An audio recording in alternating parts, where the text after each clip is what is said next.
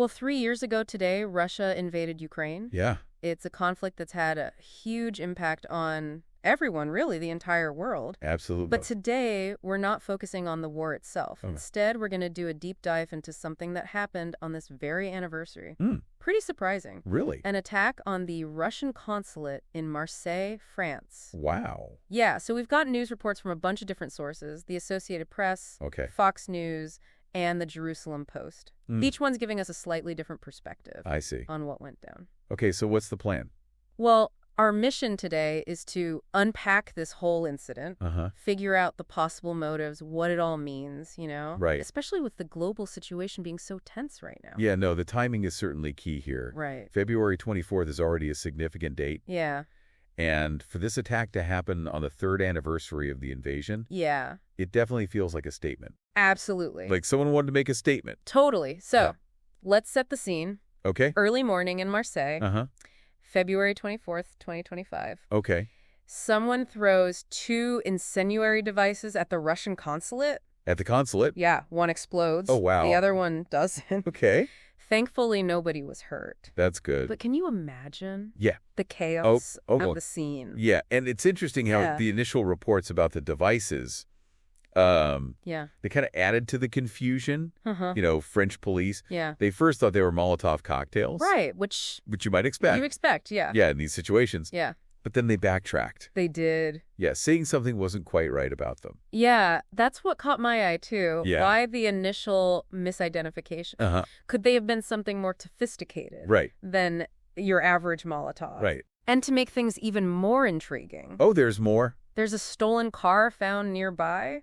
Really? What's its connection to all of this? That's a real mystery, isn't it? Yeah. And then there's the question of Right. who was behind it Yeah. and what their motive was. Was it a lone wolf? Hmm. Someone acting out of anger? Right. Or was this a more organized thing? Right. And while we're piecing together this puzzle, Yeah. the reactions from Russia and France Uh-huh. have been pretty telling. How come? Russia wasted no time Really? condemning the attack. Oh, wow. Their foreign ministry spokeswoman, Uh-huh. Maria Zakharova, Okay. straight up called it a terrorist attack Oh, wow. and demanded a full investigation Oh. and better security Hmm. for their diplomatic missions. Yeah, Russia's strong reaction isn't really that surprising. Right. Especially when you consider the broader context. Uh-huh. I mean, they've been facing international condemnation and sanctions for years Yeah.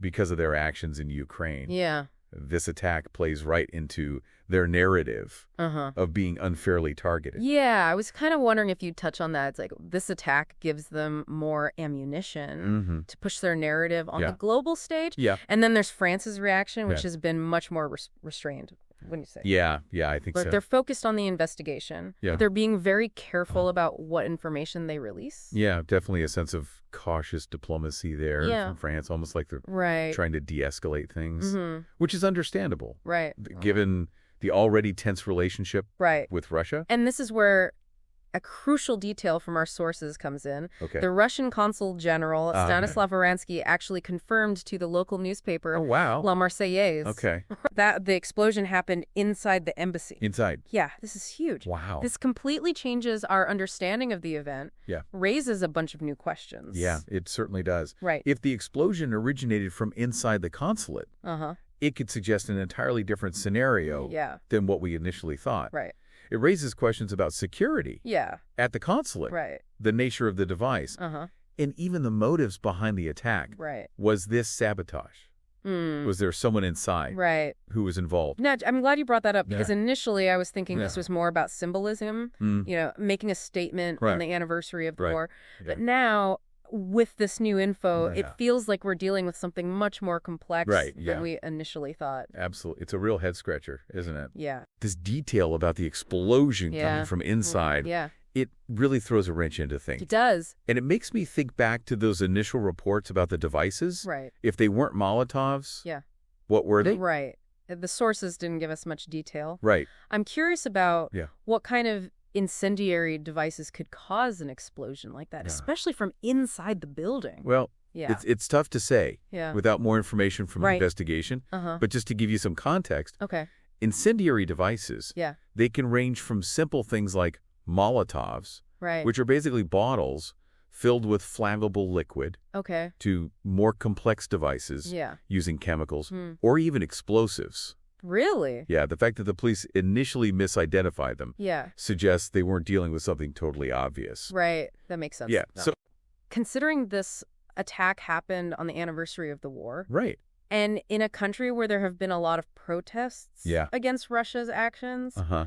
could this have been the work of someone Mm-hmm. with strong anti-war sentiments? That's definitely a strong possibility. Okay. We've seen this surge Right. in anti-war activism Uh-huh. across Europe since the invasion began. Yeah. While most of it has been peaceful, Right. there have been some instances of more radical action. It's fascinating how something like this attack can tap into those existing tensions and Yeah. frustrations, Yeah. almost like it's bringing them to the surface. Exactly. Yeah. And when you factor in the highly symbolic date, Right. it creates a very potent mix. Yeah. Almost as if the attacker wanted to send a message, Uh-huh. not just to Russia, but to the whole world. A reminder Uh-huh. that this conflict is still raging Yeah. and that people haven't forgotten about it. It also makes me think about how this attack might impact the relationship Right. between France and Russia. I mean, Yeah. France has been a vocal critic of Russia's actions in Ukraine, Uh-huh. and they've implemented sanctions along with the rest of the EU. Right. This incident adds another layer of complexity Uh-huh. to their already strained relationship, Yeah. and the timing couldn't be worse. Right. The EU just announced its 16th round of sanctions against Moscow, Wow. and now this attack happens. It's crazy. It's like pouring gasoline on a fire. This puts France in a really difficult position, doesn't it? Uh-huh. How do they balance condemning the act Right. with maintaining some kind of diplomatic relations with Russia? You hit the nail on the head. Yeah. It's a delicate diplomatic dance. Totally. France has to condemn the attack Uh-huh. and assure Russia that they're taking it seriously. Yeah. But they also can't appear weak Right. or give in to pressure. I can see how this could quickly spiral out of control if Yeah. things aren't handled carefully. Absolutely. Do you think Yeah. France's more measured response compared to Russia's strong condemnation Yeah. could be interpreted as a sign of weakness by Russia? That's certainly a risk. Yeah. But it's important to remember Okay. that France is conducting Right. a thorough investigation. Uh-huh. They're not ignoring the situation. Okay. In fact, by focusing on the facts Uh-huh. and gathering evidence, Uh-huh. they might be able to de-escalate the situation Right. more effectively in the long run. Okay. Remember that unnamed French official Yeah. speak to the Associated Press? Yeah. They confirmed the attack Uh-huh. and the ongoing investigation, Right. but chose to remain anonymous. Yeah. This suggests a level of caution and a desire to avoid escalating tensions, Right. you know? It's a tricky situation, for sure. Yeah. And to add to the complexity, Uh-huh. we still have so many unanswered questions. Like what? Who was this attacker? Right. What were their specific motivations? Was this a purely symbolic act driven by anti-war sentiment? Right. Or was there something more to it? Those are the million-dollar questions, aren't they? No, right? And as we dig deeper Yeah. into the details, Uh-huh. those questions only become more intriguing. They do? Was the attacker acting alone? Right. Or were they part of a larger group? What about the connection to the stolen car? Yeah. Was that just a random coincidence? Right. Or was it somehow integral to the attack? And with the explosion originating inside the embassy, Yeah. it makes me wonder if there could have been some inside help involved. Right. Did someone within the consulate assist the attacker? Hmm. Or was there some vulnerability Yeah. in their security that was exploited? These are all crucial pieces of the puzzle Right. that investigators will be working to solve. Yeah. And the answers to these questions Right. will have significant implications Uh-huh. for how this whole incident is understood Right. and how it ultimately shapes Right. relations Yeah. between Russia and France. We've covered a lot of ground today. Yeah, we have. But there's still so much to unpack. Yeah. We've got the attack itself, Uh-huh. the contrasting responses from Russia and France, Yeah.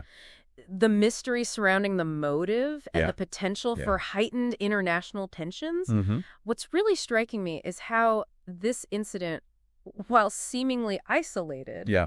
has the potential to set off a chain reaction Uh-huh. of events with far-reaching consequences. Absolutely. It's a stark reminder Yeah. that even seemingly isolated events Right. can have ripple effects across the globe. Yeah. especially in a Right. world as interconnected as ours. Absolutely. It makes you realize Yeah. how fragile the balance of power can be Uh-huh. and how quickly things can escalate. Right. We've seen that play out Yeah. time and again throughout history. Oh, absolutely. Think about Yeah. the assassination of Archduke Franz Ferdinand Oh, wow. in 1914. What Yeah. seemed like Yeah. a localized incident in Sarajevo Right. ended up triggering a World War I. Exactly. Right. That's a great historical parallel. Yeah. It highlights Uh-huh. the potential for seemingly contained events Right. to spiral out of control Yeah. and have unintended consequences Right. on a global scale. So as we wrap up Yeah. our deep dive into this attack on the Russian consulate in Marseille, Okay. what are the key takeaways Hmm. you think our listeners should really consider? Well, first and foremost, Yeah. this attack, happening on the anniversary of the war in Ukraine, Right.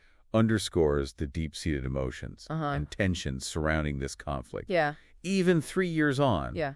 it's a reminder that the war is far from over, All right. and its impact continues to be felt Mm-hmm. far beyond the borders of Ukraine. And what about the different reactions from Russia and France? Oh, yeah, that's interesting. What does that tell us? Well, it highlights the existing political dynamics Mm-hmm. between these two countries Right. and the delicate balancing act. Yeah. They're both engaged in Russia's swift and strong condemnation, Uh-huh.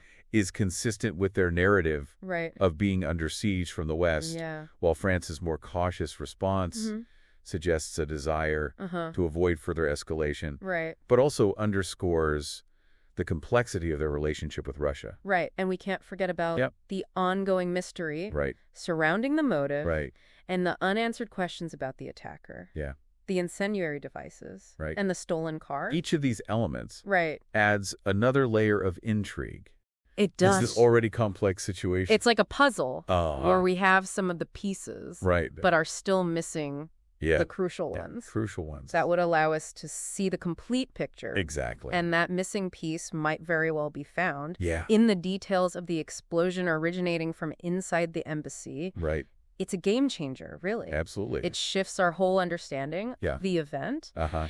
and raises a whole new set of questions Like, about the level of security at the consulate, right? the nature of the attack itself, Yeah. and the potential involvement of Right. individuals within the embassy. So where does this leave us? We're left with a sense of uncertainty. Could this be an isolated incident, Right. a one-off event driven by individual motivations? Right. Or could it be a harbinger of things to come? A sign that the conflict is escalating Uh-huh. in dangerous and unpredictable ways. Those are the questions we need to grapple with Yeah. as we move forward. And as we do, Yeah. it's important to remember Yeah. that there are real people Right. behind these headlines. Mm. The attacker, Yeah. driven by motives we can only speculate on. Right. The diplomats, Hmm. caught in the crosshairs of international tensions. Right. And of course, the people of Ukraine, Uh-huh. still enduring the horrors of war. It's easy to get caught up in the geopolitical chess game Right. and lose sight of the human cost of these events. Exactly. Hmm. So as you continue to follow this story, Yeah. I encourage you to think critically. Okay. Consider multiple perspectives. Uh-huh. And never lose sight of the human stories at the heart of it all. Well said. Thank you. This deep dive Yeah. has certainly left us with a lot to ponder. It has. It's a stark reminder Yeah. of the complexities of our world Absolutely. and the interconnectedness of events. It really is. And it's a call to stay informed, Mhm. stay engaged, Yeah. and never stop asking questions.